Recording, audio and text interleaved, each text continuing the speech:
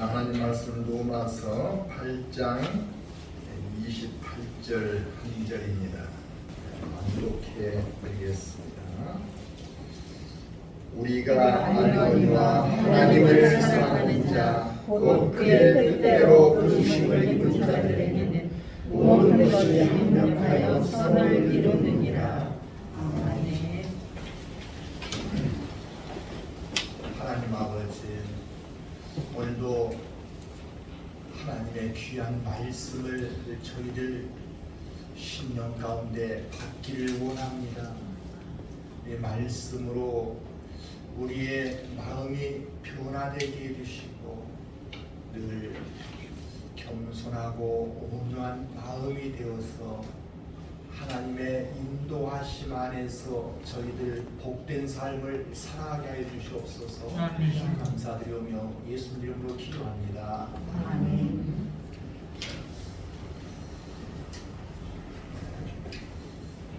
어떤 사람이든지 우리 삶에서 한두 번은 넘어지지 않은 사람은 없을 것입니다. 어떤 지혜자라도 또 우리가 아무리 잘 나가는 무슨 대중 가수랄지 또 유명한 어떤 과학자일지라도 그들에게는 많은 실패가 있었던 것입니다. 이처럼 힘든 일을 겪어보지 않은 사람은 없을 것입니다. 고난은 좋은 가정에 태어났다고 해서 없는 줄 아십니까? 절대 그렇지 않습니다. 좋은 가정에서도 생명을 잃어버리는, 스스로 잃어버리는 자살자들도 속출하고 있는 걸 보면은 얼마나 힘든 그런 상황들이 많은지 알 수 있습니다. 또 어려운 가정에서 태어났다고 해서 우리가 더 힘든 것도 아니고 예외 없이 그 힘든 일은 누구에게나 있는 것입니다. 그것이 우리 인간의 한계 때문인 거죠. 따라서 극심한 아픔과 고난을 당해본 사람, 그 사람이 우리가 인생 경험을 많이 했다고 우리는 평가를 합니다. 자, 그런 사람 중에서는 정말 이런 사람도 있더라고요. 자기가 가장 사랑했던 자녀가 오늘 갑자기 죽었다는 통보를 병원에서 받습니다. 사고로 갑자기 세상을 떠나버린 거예요. 또 내 자신도 건강한 줄 알았는데 갑작스런 질병이 찾아온 경우도 있습니다. 또 자신의 일에서 자주 실패를 겪는 사람도 있습니다. 지금도 우리 가운데 그런 힘든 상황에 놓여 있는 사람이 있을 수 있습니다. 얼마나 괴롭고 아프고 두렵고 힘들겠습니까? 그러나 하나님 안에 있는 사람들은 이 고난을 우리를 연단시키려 하시는 하나님의 인도하심으로 받아들여야 합니다. 하나님은 하나님 일에 쓰실 사람들을 연단하십니다. 연단이란 말은 쇠를 불에 달군 뒤에 망치로 두들기고 또 식힌 뒤에 다시 불에 달구고 불순물을 태운 뒤에 망치로 두들겨서 쇠를 강하게 만드는 과정을 말합니다. 우리 인생에도 많은 불순물들이 있습니다. 그 불순물들을 제거하기 위해서는 연단이 필요해요. 그래서 하나님 안으로 들어가고 하나님 일에 쓰임 받을 수 있는 것입니다. 그 아픔을 통하지 않고서는 하나님 안으로 들어올 사람이 없는 거예요. 그리고 아픔을 겪는 사람이 되었을 때 사람을 위로할 수 있고 내가 쓴맛 맛을 본 경험이 있을 때 실패한 사람을 위로해 줄 수 있는 것입니다. 사람의 입술로만 하는 위로는 진정한 도움이 되지 못합니다. 자신의 고난 중에 하나님의 인도하심을 깨닫고 극복하는 체험이 있어야 진정한 위로자가 될 수 있는 것입니다. 성경에서 나오는 인물들 중에는 연단을 받지 않고 하나님 일에 쓰임받는 자가 없는 것을 우리는 성경을 통해 알 수 있습니다. 오늘 주신 본문에는 하나님을 사랑하는 자, 곧 그의 뜻대로 부르심을 입은 자들에게는 모든 것이 합력하여 선을 이루게 하신다고 말씀하시고 있습니다. 하나님을 사랑하는 자는 하나님께서 자신을 먼저 사랑하고 계신다는 것을 깨달은 자인 것입니다. 그래야 하나님을 사랑할 수 있기 때문입니다. 그 사람은 하나님의 뜻을 위해서 부르심을 입은 자라고 말씀하십니다. 부르심을 입었다는 것은 하나님 일에 쓰임을 받는 사명자가 되었다는 의미인 것이에요. 하나님께서는 그 사람에 일어났던 고난과 역경 그리고 모든 실패까지도 하나님 일에 쓰임받게 하십니다. 하나님 안에 사는 자에게 일어난 일들은 버릴 것이 하나도 없습니다. 왜냐하면 하나님 안으로 들어온 그 사람은 모든 체험을 통해서 하나님 일을 할 수 있기 때문인 거예요. 창세기에 나오는 요셉은 형들이 노예상에게 팔아버린 바람에 어린 나이에 머나먼 이국 땅 애굽으로 와서 노예가 되고 말았습니다. 아버지 총애 속에서 곱게 자란 그가 말도 통하지 않는 이국 땅에서 짐승처럼 노예 생활을 해야 했으니 얼마나 심한 고생을 했겠습니까? 형들을 얼마나 원망했겠습니까? 얼마나 죽이도록 미워하는 마음이 들었겠습니까?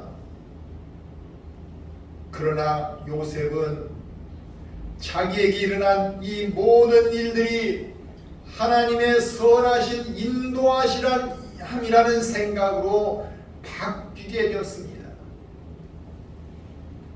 하나님과 깊은 교제 안에서 하나님의 선하신 마음을 닮아갔던 거죠. 그래서 하나님을 붙잡고 그가 처한 상황에서도 최선을 다할 수 있었던 것입니다. 그런 요셉에게 하나님께서는 형통의 복을 주셨지 않습니까? 그리고 하나님께서는 주인 보디발에게 요셉이 눈에 띄게 해서 그 집의 살림을 관장하는 종으로 발탁이 되게 해주셨던 거예요. 그럼 그에게 좋은 일만 일어날까요? 어느 날 보디발 처에 유혹이 들어왔습니다. 그 유혹은 한 번으로 그친 것이 아니라 집요했던 것입니다. 한두 번은 방어할 수 있지만은 집요하게 유혹하면은 누구든 빠질 수밖에 없어요. 그러나 요셉은 어떻게 했습니까? 창세기 39장 8절과 9절을 보면 이렇게 말하고 있습니다. 요셉이 거절하며 자기 주인의 아내에게 이르되 내 주인이 집안의 모든 소유를 간섭하지 아니하고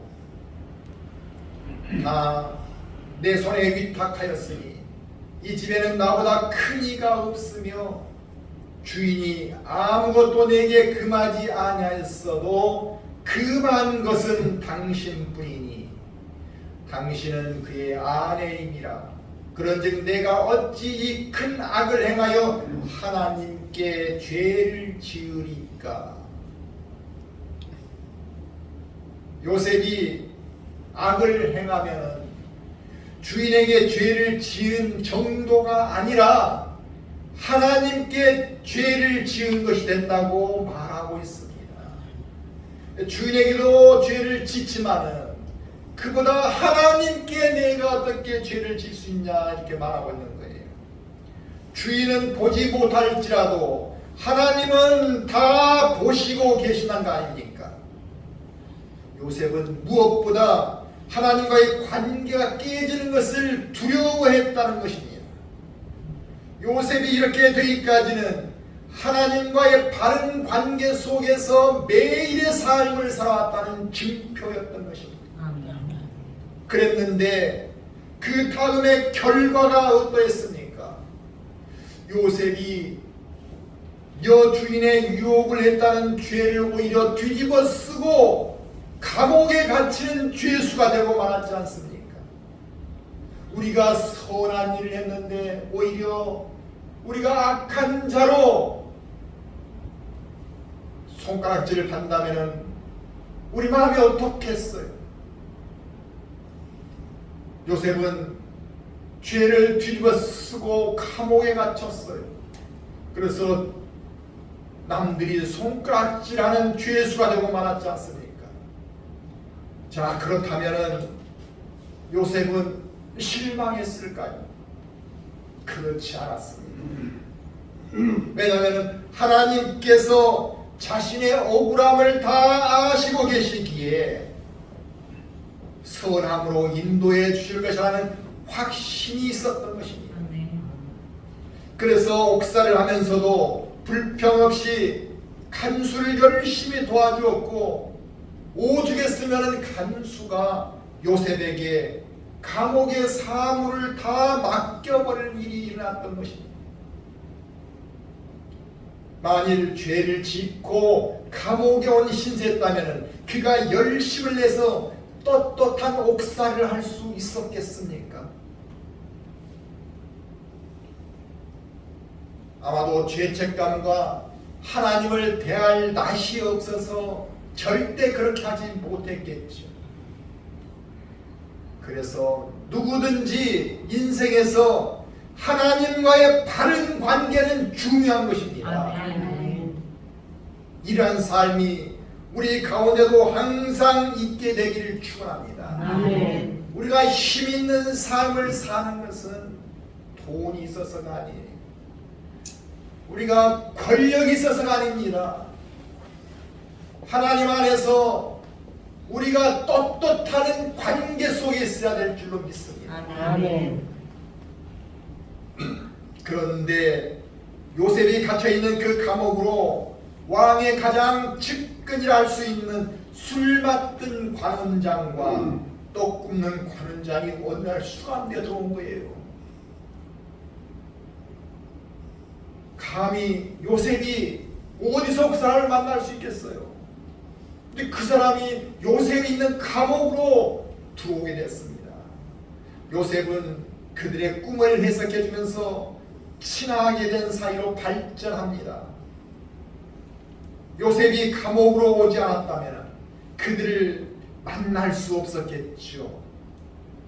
바로 하나님의 인도하심은 이렇게 세밀하십니다.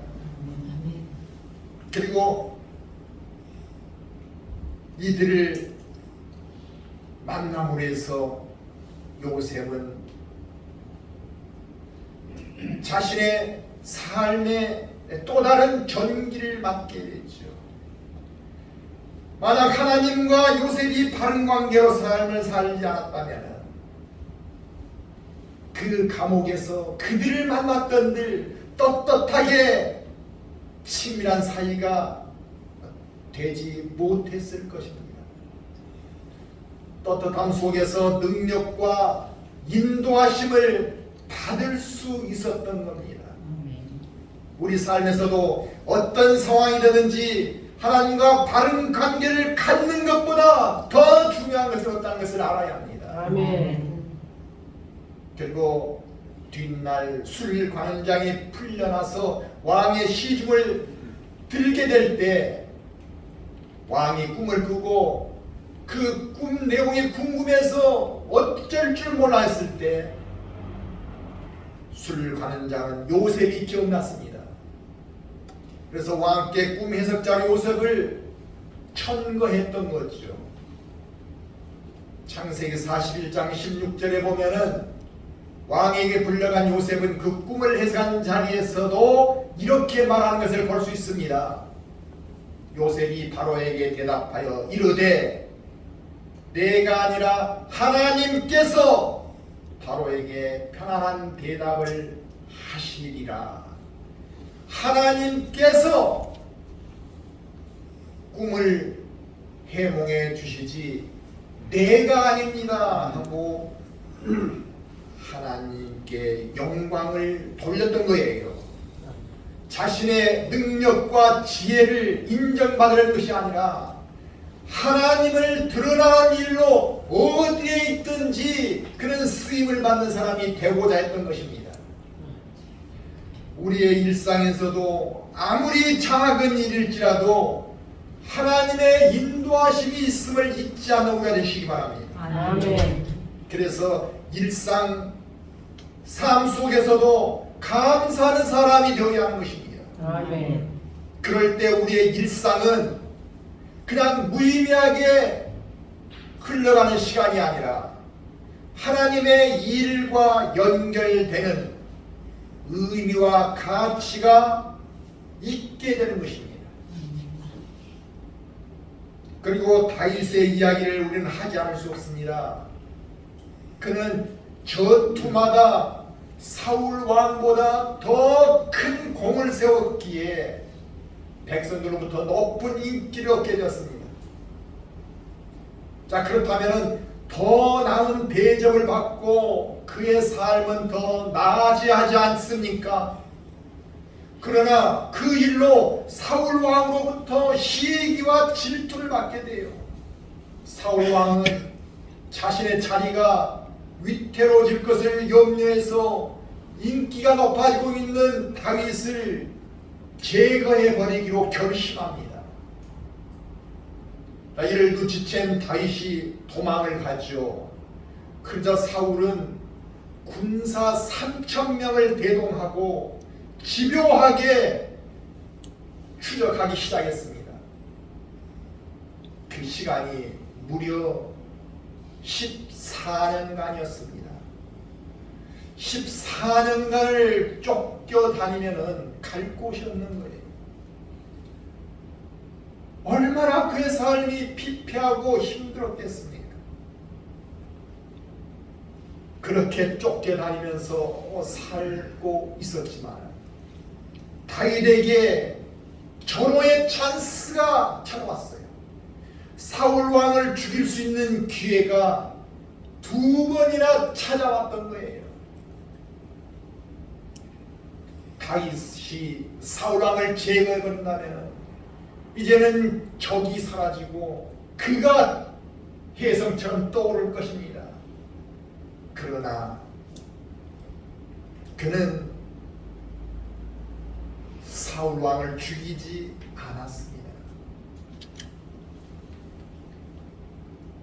한 번은 다윗이 숨어있는 동굴 안에서 사울 왕이 용변을 볼 때 찬스가 있었고, 한 번은 다윗을 추격하다 피곤해서 밤이 되자 병사들과 고나게 잠을 자고 있을 때 죽일 수 있었습니다.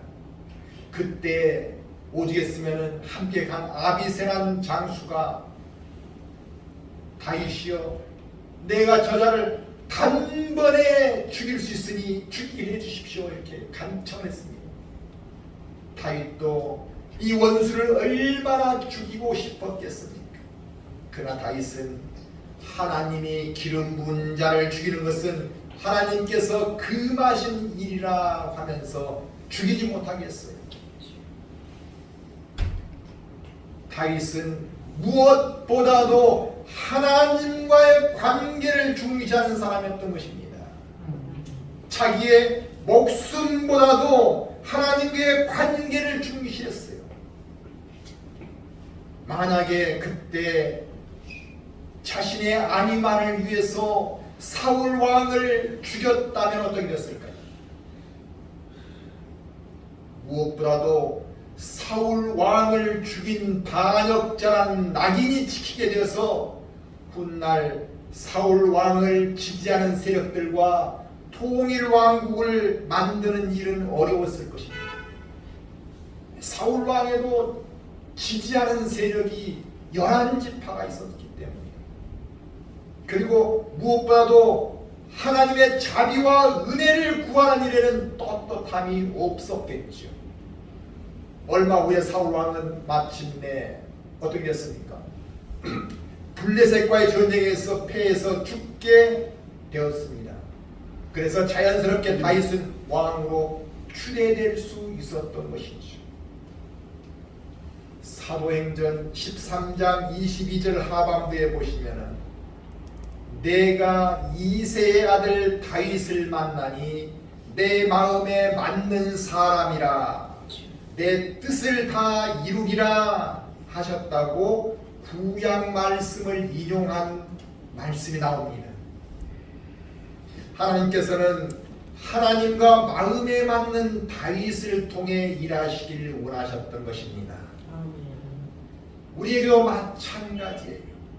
하나님과 마음에 맞는 우리가 될 때 우리를 하나님께서 쓰게 되시기를 원하신다는 것을 깨닫기 바랍니다. 아멘.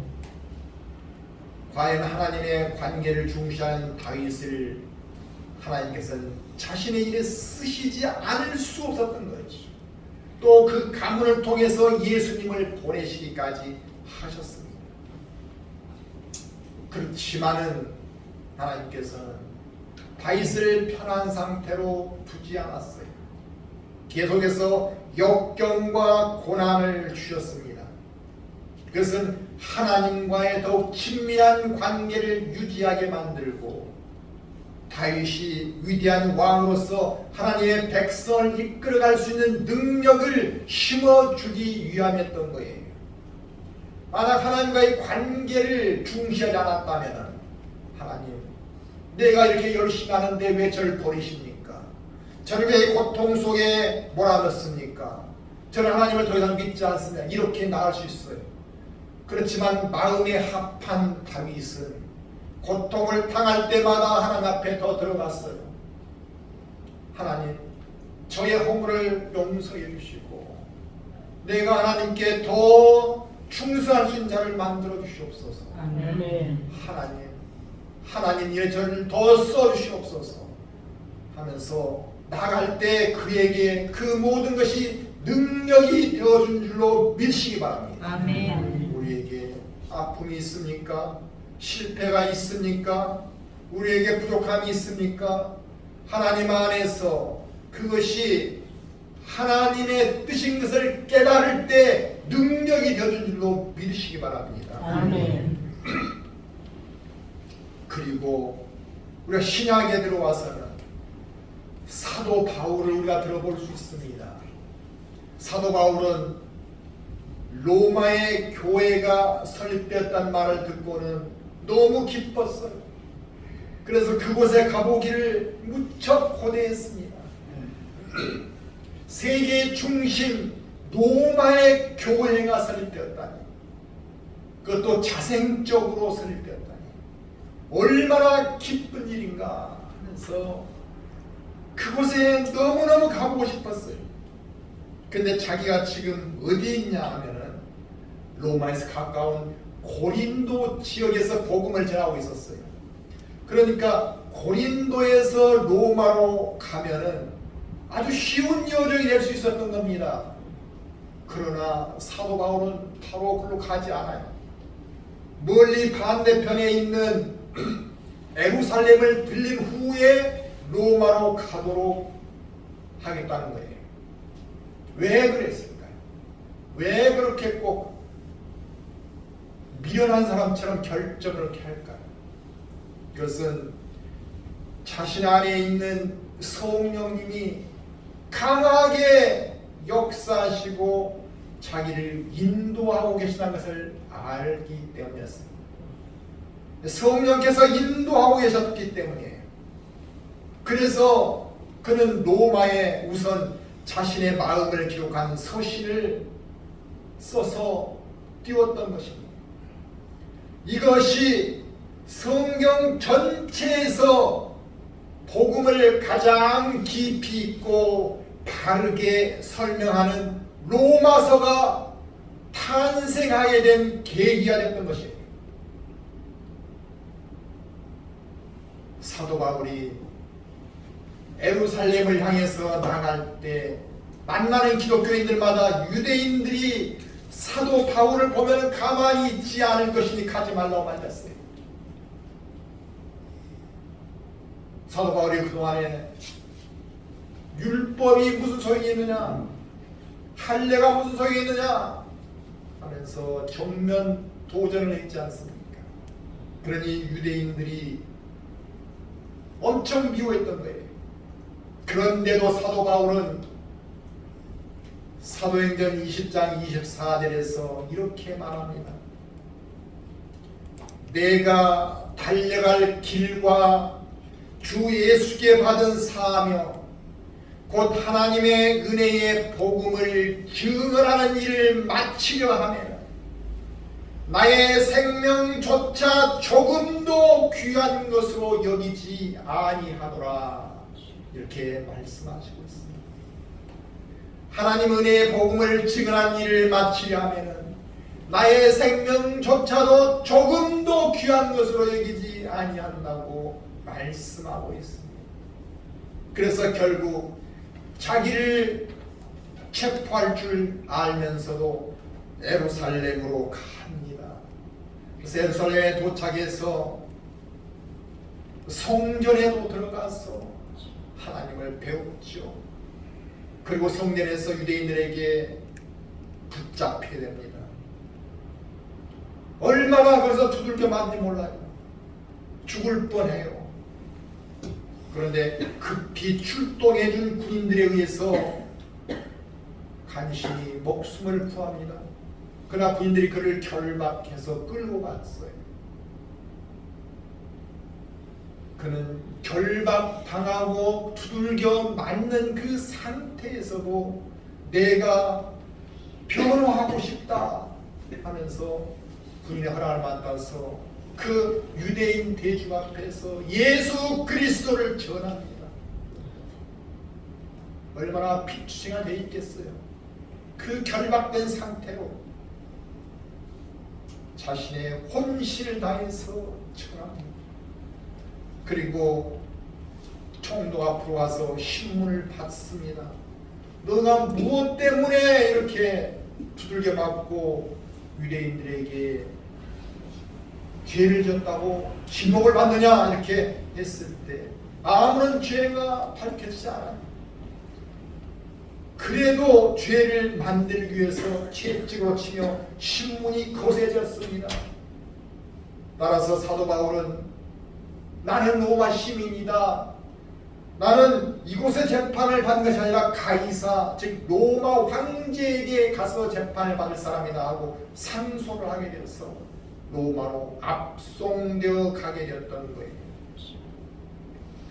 가면서 배가 파손하는 우여곡절을 겪었지만 도착하자 재판이 열리는 것이 아니라 재판이 지연되어서 2년 동안을 가택 연금 상태에서 지낼 수 있게 해주셨습니다.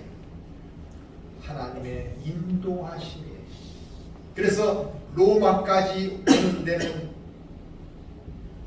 경비가 전혀 들지 않았어요. 또 로마에서 거주하는 식비와 주거비도 그냥 공짜였던 셈이에요.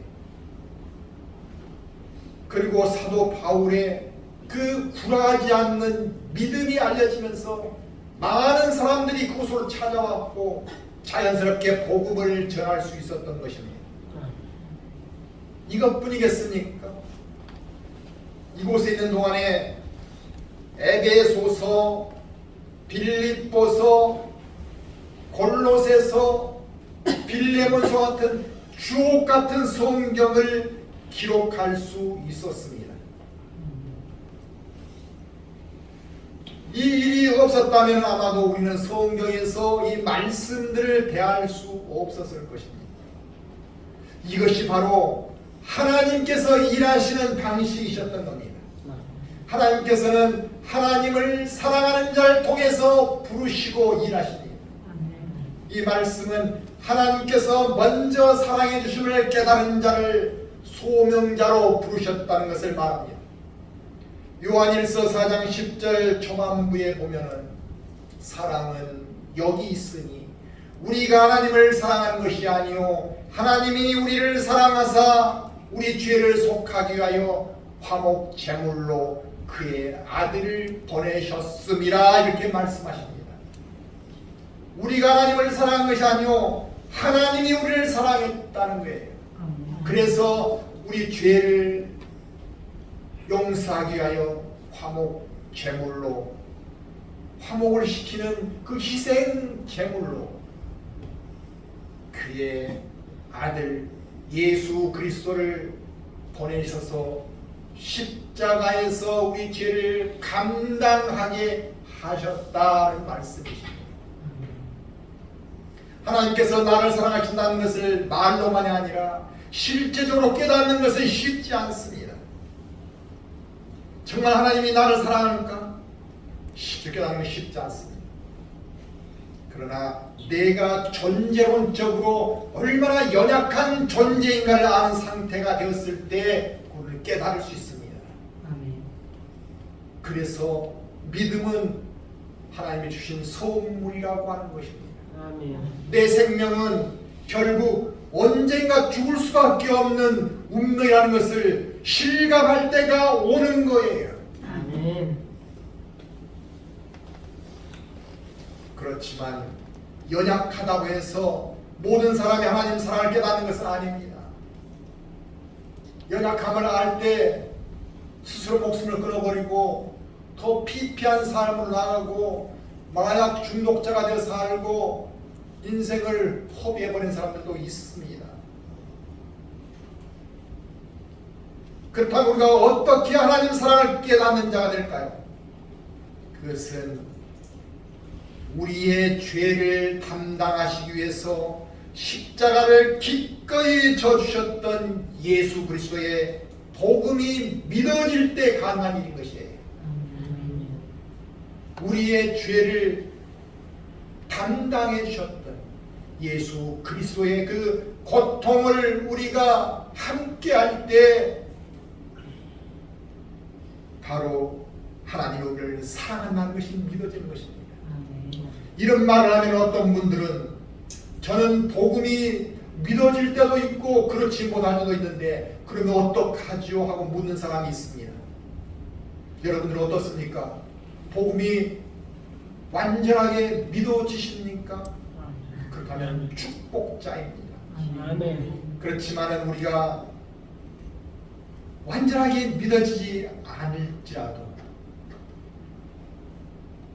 우리에게는 하나님의 붙잡힌 자라는 그러한 약속이 있음을 깨달으시기 바랍니다. 우리가 하나님을 아버지로 고백하고 주님을 영접한 자라면 너무 고민할 일은 아닌 것입니다. 믿음은 처음부터 완전한 것이 아니라 점점 자라가는 것이기 때문이에요. 로마서 1장 17절에 보면은 복음에는 하나님의 의가 나타나서 믿음으로 믿음에 이르게 하나니 기록된 바 오직 의인은 믿음으로 말미암아 살리라 함과 같으니라 이렇게 말씀하고 있습니다. 복음이 믿는 모든 자들에게 구원을 주시는 하나님의 능력인 것은 바로 그 안에 하나님의 의, 즉 믿음으로 의인의 지위를 얻는 길이 제시되어 있기 때문인 것을 밝히고 있습니다. 그러므로 믿음으로 믿음에 이른다는 말은 하나님과의 올바른 관계 안에서 서게 되면 믿음이 일어나고 그 믿음을 통해서 더 성숙한 믿음을 가져오게 된다고 약속하시고 있는 것입니다. 그래서 결국 믿음으로 구원을 얻어 영생을 누릴 수 있는 것이에요. 우리가 지금은 완벽한 믿음이 아니라 하더라도 하나님과의 관계 안에서 점차 믿음이 자라나는 확신을 가지시기 바랍니다. 아멘. 하나님께서는 우리를 사랑하시기에 교제 가운데서 믿음의 은혜를 계속 부어주실 것입니다. 아멘. 그리고 힘든 일을 당해도 아픈 일을 당해도 실패가 있어도 하나님 안에서는 모든 하나님 일에 쓰임받는 자원이 될 수 있음을 잊지 마시기 바랍니다. 아멘.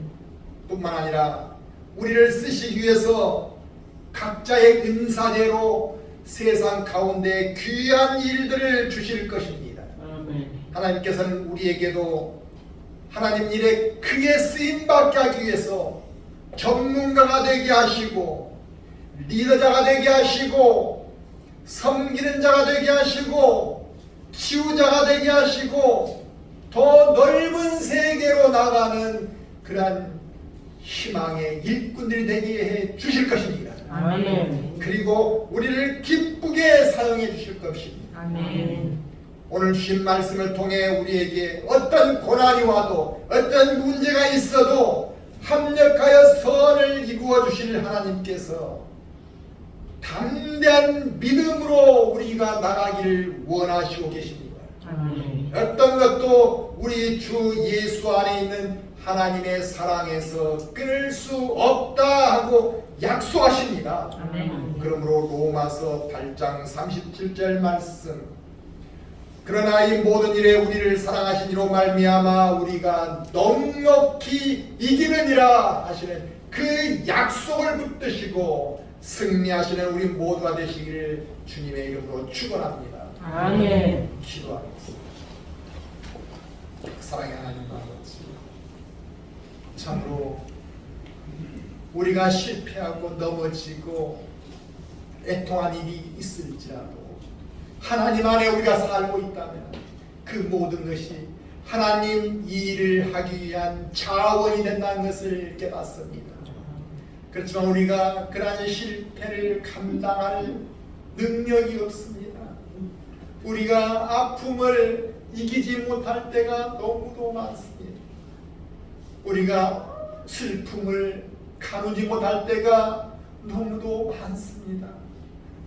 그때마다 우리 그리스도 주님께서 우리와 함께 해 주셔서 우리를 인도해 나가주시기를 원합니다. 아멘. 아버지께서 우리를 항상 강하고 담대하라고 하신 그 약속의 말씀을 붙잡게 해주시고 요셉의 형통함과 다윗의 하나님의 마음에 합한 그 믿음과 사도 바울의 생명을 건 믿음으로 나가는 우리 되어서 하나님 일에 쓰임받게 하시고 하나님께 영광 드리게 하여 주시옵소서. 아멘. 그리하여 하나님과 함께 더불어서 기뻐하며 이 땅에서뿐만 아니라 천국에 잇대어 살아가는 축복된 우리가 되게 하여 주시옵소서. 아멘. 감사드리며 예수님 이름으로 기도합니다. 아멘.